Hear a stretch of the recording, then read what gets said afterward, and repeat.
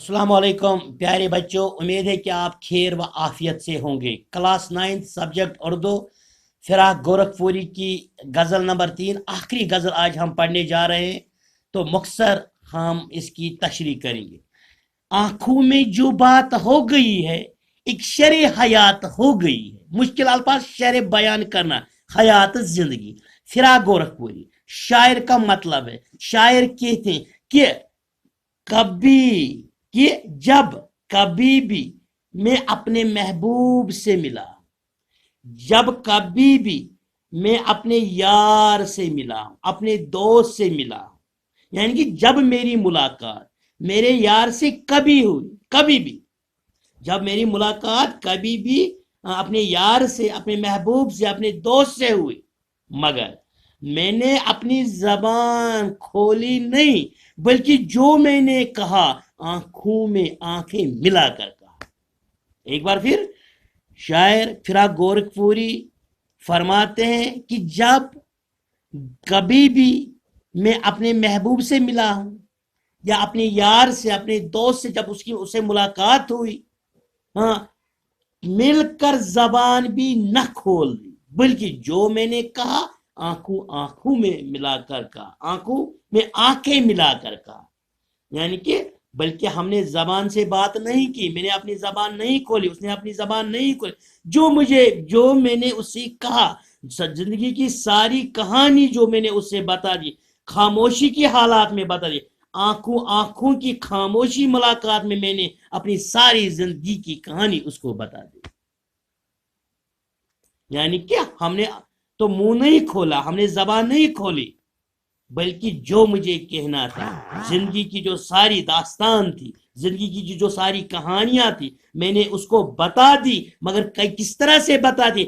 आंखों आंखों की खामोशी मुलाकात में कह दी। क्या जाने मौत क्या थी पहले, अब मेरी हयात हो गई है। क्या जाने, मुश्किल अल्फाज यहां पर क्या जाने, यानी कि क्या मालूम, हयात जिंदगी। फिराक गोरखपुरी कहती कि जब मैं जिंदा था, जब मेरी जिंदगी थी, तो मुझे दूसरे की कोई परवाह न थी या दूसरी चीज का ख्याल ही न था। मैं लापरवाह था और जिंदगी को भी समझ न सका। यानी कि जब मैं जिंदा था तो मुझे दूसरी चीजों का ख्याल ही नहीं रहा, वो जो ये जिंदगी थी इसको भी मैं समझ ना सका। हालांकि जो ये जिंदगी है ये किसी काम के लिए आने, किसी को काम आनी चाहिए, हम तो है दूसरों के काम आने चाहिए। तो उसने समझा नहीं कि ये जिंदगी क्या है। लेकिन जब मौत आई तो तब दूसरे आलम में दूसरी जिंदगी मिल गई। तब शायर को, शायर का मतलब है तब शायर कह रहे हैं कि तब मैं अब समझा कि मौत के बाद असली जिंदगी मिलती है। यानी कि शायर यहाँ पे हयात मम्मात के जो इसका मरकजी ख्याल है कि जब मैं जिंदा था, जब मैं जिंदगी थी, तो मैं गुमराह था, मुझे अपनी मैं जिंदगी न समझ सका और दूसरे चीजों का ख्याल ही ना रहा और जिंदगी को भी ना समझ सका। यानी कि यहाँ पे शायर कह रहा है कि मुझे ये पता नहीं था, मगर तब मुझे पता चला जब मौत आ गई, दूसरे आलम में चला गया, अब समझा कि मौत के बाद असली जिंदगी मिलती है। इस दौर में जिंदगी बशर की बीमार की रात हो गई। बशर इंसान, बशर का माना इंसान। शायर का मतलब, शायर फिराक गोरखपुरी इस शायर में फरमाते हैं कि इस जमाने में इतनी सख्तियां, इतनी मुश्किलातें अब शुरू होने लगी, यानी सख्तियां आने शुरू हो गई। यानी कि जो ये जमाना है, जो ये दौर है, जो ये वक्त है, अब इतनी सख्तियां आना शुरू हो गई कि इंसान के लिए अब जीना दुश्वार दुश्वार बन गया, कि अब यहाँ पे अब जिंदा रहना बहुत ही मुश्किल हो गया। इतनी मुसीबतों का सामना करना पड़ता है, सख्तियों का सामना करना पड़ता है। अब जो ये जिंदगी है, अब जीना जो इस जिंदगी का बहुत दुश्वार, यहाँ दुश्वार बन गया।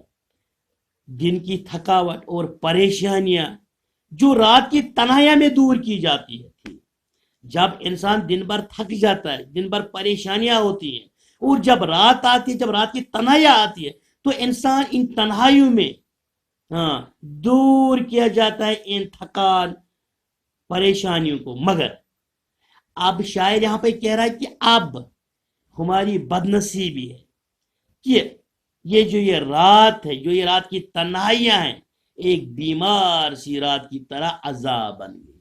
جو ایک بیمار ہوتا ہے، بیمار کے لیے دن بھی ایسا ہی ہے، رات بھی ایسی ہے۔ دن رات جب وہ بیمار ہوتا ہے، اس وقت دن اور رات میں کوئی فرق ہی نہیں لگتے۔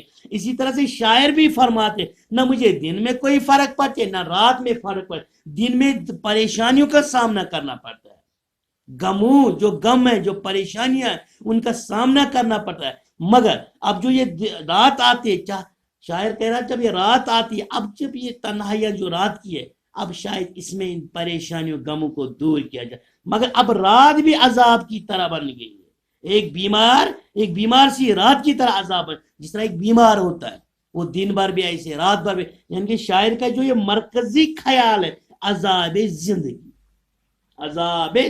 چاہے دن ہو چاہے رات ہو، دونوں اعتبار سے یہاں پر عذاب ہی عذاب ہے۔ یعنی اتنی سختیاں، اتنی مشکلات ہے۔ جس چیز کو چھوڑ دیا تو نے ایک برگ نبات ہو گئی، چھو دیا گو ہاتھ لگانا، کسی چیز کو ہاتھ لگا، برگ نبات گو میٹھی چیز۔ شاعر اس شعر میں فراق گورکھپوری اپنے محبوب کی تعریف کرتا ہے، اس کی معجزات، اس کے کرشمات کی تعریف کرتا ہے۔ کہہ رہا ہے کہ جو میرا محبوب ہے، کسی بھی چیز کو جب ہاتھ لگاتا ہے، وہ چیز کتنی کڑوی کیوں نہ ہو، محبوب کا ہاتھ لگتے ہی ایک بہت میٹھی چیز بن جاتی ہے۔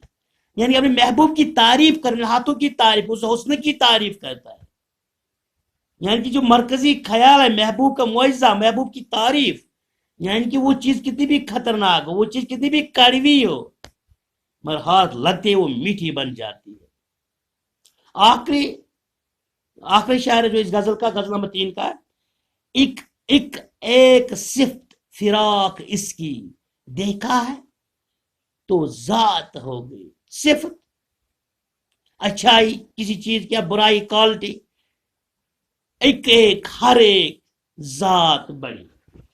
آخری شعر میں فراق گورکھپوری یہاں پر اپنی بدنصیبی کا رونا روتا ہے کہ میرا محبوب میرے لیے کتنا ظالم بن گیا، میرے لیے کتنا ظالم ہے کہ اس کی ہر ایک اچھائی، اس کی ہر ایک کوالٹی جو اچھی کوالٹی ہے، برائی میں اب تبدیل ہونے لگی ہے۔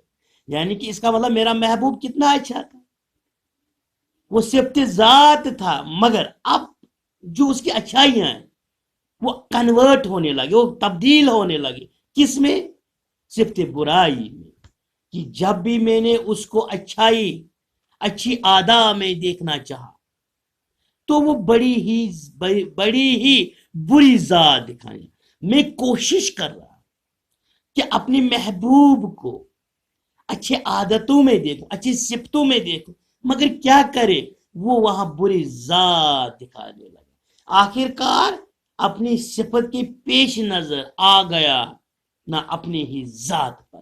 جو مرکزی خیال ہے یار صفت، یعنی کہ اپنے محبوب کی صفت میں اچھائیاں بھی آتی ہیں، صفت میں برائیاں بھی آتی ہیں، یعنی کہ اس میں کوالٹی چاہے اچھا ہو چاہے برا ہو، یعنی کہ جو مرکزی خیال ہے یہاں پر وہ یار صفت ہے، یا صفت یار ہے، اپنی یار کی صفت بیان کر رہے اس آخری شعر میں فراق گورکھپوری۔